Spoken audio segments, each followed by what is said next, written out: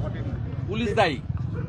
CCTV footage পাঠিয়ে দিব, দেখবেন পুলিশের গাড়ি ছিল, যেই ওরা এসছে পুলিশ গাড়ি ঘুরিয়ে পাঠিয়ে। বলছি এ তুমসরে একটা কিসের ইঙ্গিত? ঐতিহাসিক না, কিসের ইঙ্গিত এরকম ভাবে হচ্ছে?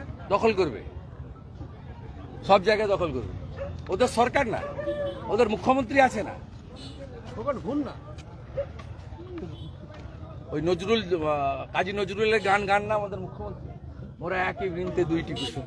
দাদা হুমায়ুন কবির বলছে যে জাতীয় সড়কে 50,000 লোক নিয়ে শুভেন্দু অধিকারীকে ঘিরে ও পাগল ছাগলের কথার উত্তর দেবো।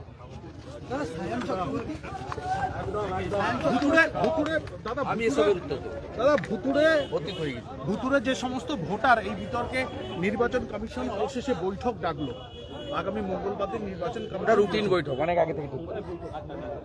ওটা পশ্চিমবঙ্গ নিয়ে নয়, ওটা ভারতবর্ষ নিয়ে। ওটা রুটিন বৈঠক। আপনাদের কাজ নেই, কম্ব নেই, আপনি তৃণমূলের কথা ডেকে দিয়েছেন। অভিষেক বন্দ্যোপাধ্যায় ওর কথার উত্তর দেব না। ও কেন আজকে ওদের শিক্ষক সংগঠন, অধ্যাপক সংগঠনকে ডাকে নিয়ে সেই উত্তরটা দিন। আপনারা তো বিজেপির কিছু পেলেই বাজনা বাজাতে আরম্ভ করেন। ও শিক্ষক এবং অধ্যাপক সংগঠনকে ভার্চুয়ালি ডাকেনি কেন? ওনার অনুমতিতে অনুমোদন হয়েছে। এই জন্য তো আমরা তৃণমূল ছেড়েছি।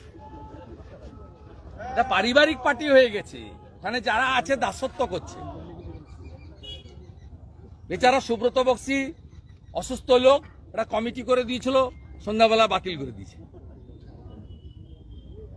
আর যেহেতু ওর কথার বাইরে ব্রাত্য বসু কমিটি করেছিল, শিক্ষক এবং অধ্যাপক সংগঠন, সেই জন্য এই দুটো সংগঠনকে ভার্চুয়ালি ডাকেনি। এটা তো দাসত্ব করছে যারা।